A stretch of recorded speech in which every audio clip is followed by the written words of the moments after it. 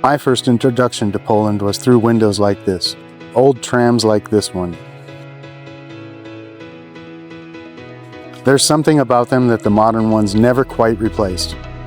When I first arrived, I didn't speak the language, I didn't know the streets, but I understood this very well.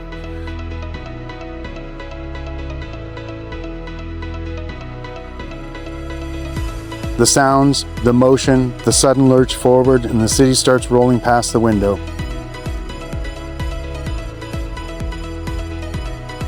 Warsaw brings these old trams out in summertime. I think that they know what they do to people. They do it to me every time, this taste of nostalgia.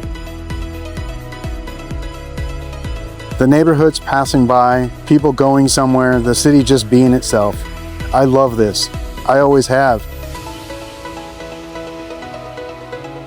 Some things you hold on to not because they're familiar, but because they make you feel something real. This is one of those things.